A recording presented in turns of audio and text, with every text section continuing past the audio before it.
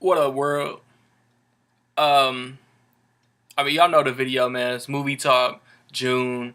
Due to the release of Transformers: Age of Extinction, um, I'm talking about Mark Wahlberg. After my Jamie Foxx video in May, I got a couple requests to do Tom Cruise. I didn't do Tom Cruise because I realized I haven't seen that many of his movies. I've seen a lot of his movies, don't get it twisted. Collateral, which would have been number one.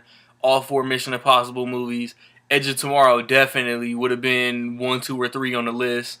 Um, Top Gun, The Outsiders, and off the top of my head, that's really all I can think of. It was much more of a challenge to get my list down to 10 Mark Wahlberg movies.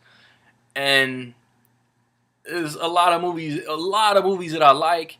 I'm gonna get butchered for this shit, so I'm gonna throw it out there now.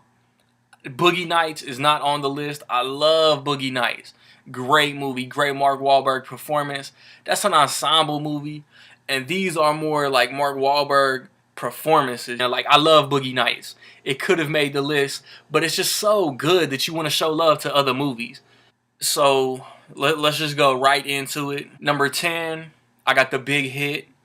Everybody already, motherfuckers is treating this list like a Michael Bay movie, shitting on it, hating the rest of the list off Jump Street already. Um, a lot of y'all motherfuckers probably ain't even heard of The Big Hit.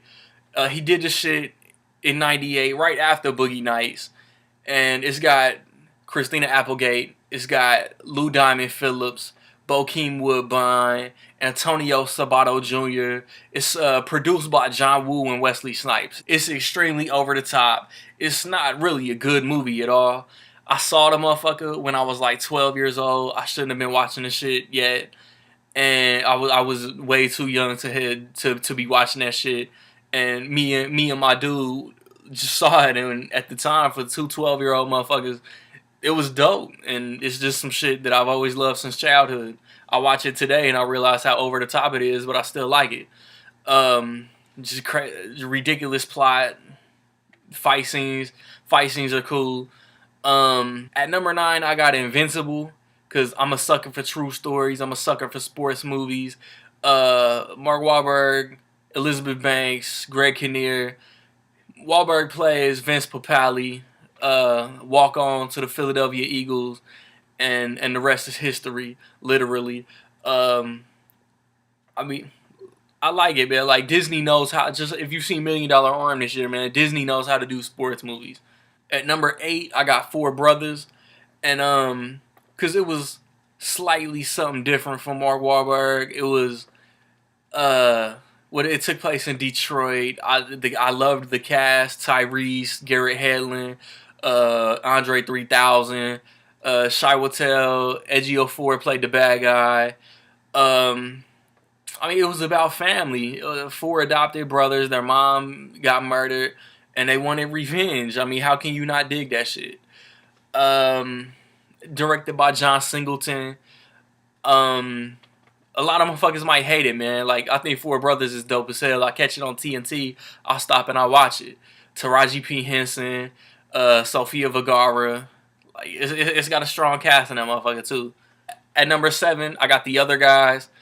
Um, and you know what I'm saying? It was 2010, directed by Adam McKay, co-starring Will Ferrell, obviously.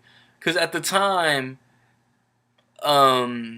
time, Mark Wahlberg had never did a straight comedy, and he was like like Will Ferrell was cool with being a paper pusher, not getting into any action, and Mark Wahlberg wanted to be in the streets. He was catching a lot of shit because he shot who was it? He shot Derek Jeter on accident or some shit, and everybody calls him the Yankee Clipper. And then what he say? He said, I'm a pelican. You gotta let me fly." And I mean, the movie's just hilarious to me. Um, and how he does the little ballerina shit in front of the chick in the studio. Um, I talk about that movie all the fucking time. And I mean, even little supporting minor role cameos from The Rock and Samuel L. Jackson, and his growing infatuation with Eva Mendes, man, it's hilarious. At 6, I got a recent movie he did last year, not Broken City.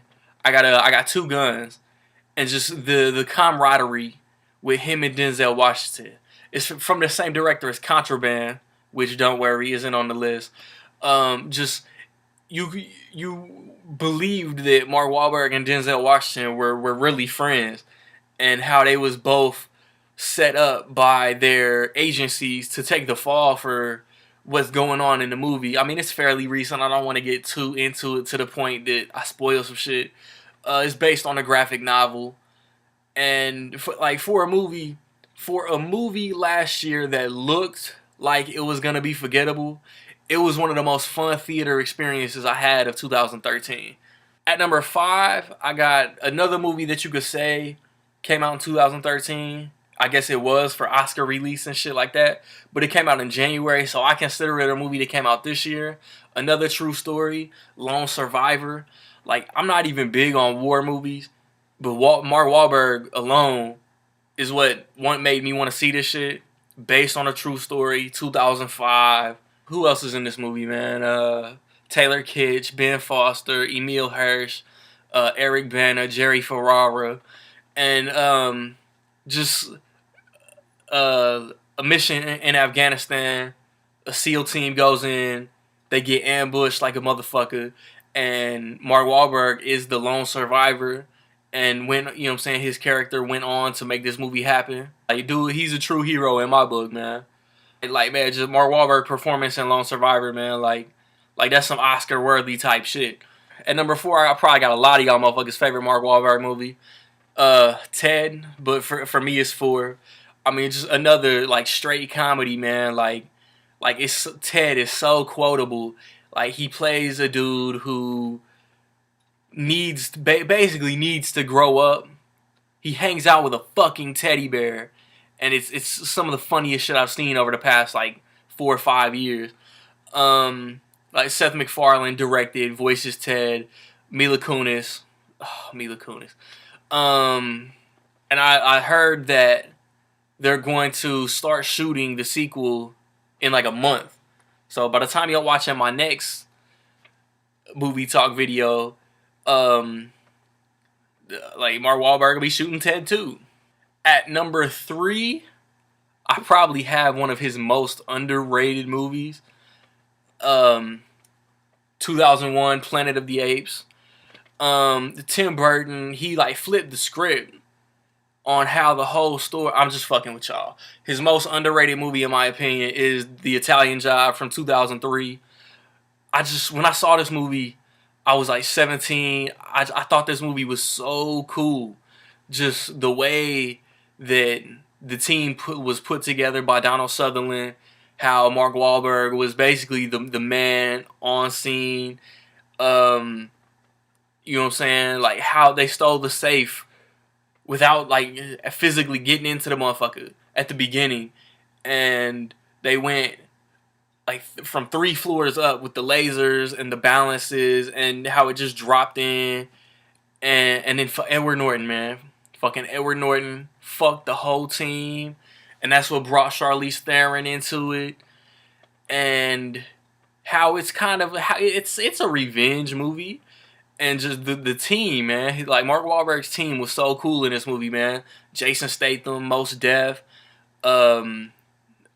Seth Green. Directed by F. Gary Gray. Like, and right now, man, just chill with the sequel rumors, man. The Brazilian Job, it's not gonna happen. F. Gary Gray is about to direct this NWA movie. Mark Wahlberg is tied up, you know what I mean? The Brazilian Job is not gonna happen, man. So just enjoy the Italian Job remake, 2003. It's a remake for what it is. It's one of my favorite Mark Wahlberg movies, man. Along with Ocean's 11, 2001. It's my second favorite heist movie. And I heard, like, this is another video, but I heard that Edward Norton didn't even want to do it, but he was, like, contractually obligated by Paramount or some shit like that. Once again, man, it's a movie that I fucking love, man. Number 2 is another recent movie, it came out the same year as the other guy. As a matter of fact, man, The Fighter. Like, who doesn't love The Fighter? Like, Mark Wahlberg performance in this movie is so underrated, man. Dickie Eklund. I mean, he's a boxer. He got a kid. His baby mom shit on him because he's not the most successful. Amy Adams is the bartender who he starts to fancy. But Christian Bale, dog. Christian Bale stole this movie. Like, in a time when you said Christian Bale and you automatically thought Batman, um, David O. Russell got some shit out of Christian Bale for this movie. But what I'm talking about, it's the best original boxing movie since Rocky. Real talk. And it's a true story. What's that, like the third, at least third true story that I got on this fucking list?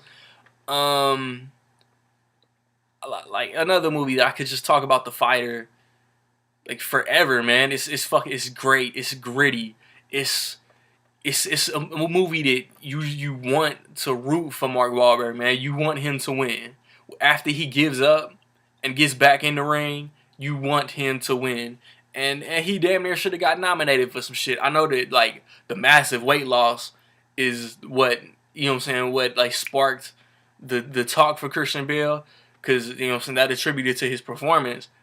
But, like, just Mark Wahlberg, like, the shit that his character went through in this movie, man, attributed to him killing that shit. And number one, it's just some movies on here that you might be thinking could be number one. I haven't said Transformers yet. I haven't said Rockstar. I haven't said Fear, Renaissance Man. I haven't said Pain and Gain. But my number one movie is The Departed. Just forewarning, man. If I happen to do a Matt Damon list, if I happen to do a Jack Nicholson list, if I happen to do a Martin Sheen list, The Departed is going to be number one. It's one of my favorite movies of all time. And I mean, Mark Wahlberg got nominated for Best Supporting Actor in this fucking movie, man. Maybe not. Maybe go fuck yourself. And just the way that he was talking shit to Matt Damon, the way that he was talking shit to Leonardo DiCaprio in the interview, just the about how Mark Wahlberg and Leonardo DiCaprio go at it, and Mark Wahlberg damn near blew his cover. This movie's fucking great. Wahlberg was fucking epic in the role. I mean, the end of the movie sets up for Wahlberg's story to continue. Oh my gosh, man. The end of The Departed was owned by Mark Wahlberg. If you haven't seen The Departed, man, don't even fucking follow my channel. So that's it for me, man. Let me know your top 3, your top 5 Mark Wahlberg movies. Put Boogie Nights in there. Put Transformers in there. Put, like I said, Pain and Gain. Some other shit I didn't mention. The Truth About Charlie. The Yards. We Own the Night. I mean, he's got so many fucking movies, man. This list was so difficult to narrow down to 10 movies.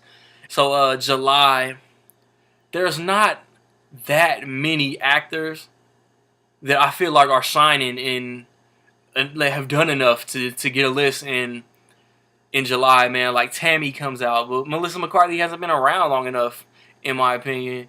Planet of the Apes. I could do Gary Oldman. I just don't want to do Gary Oldman because it's gonna be full of a couple Harry Potter movies, all 3 Batman movies, and then like true romance and shit like that. But Gary Oldman's a beast though. So I'm gonna do The Rock because I've been a fan of The Rock ever since SummerSlam in Madison Square Garden for the Intercontinental title ladder match against Triple H. I've been a fan of The Rock. So I'm gonna do. I've overlooked this shit, and I can get 10 movies out of The Rock filmography. Within the week, if you've seen my Age of Extinction review, you know within the week my Blu-ray collection update is coming.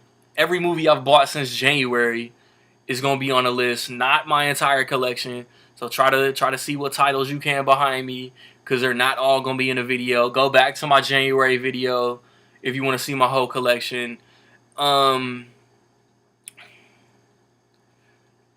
I mean, that's it, man. Y'all know where I be at, man. Peace.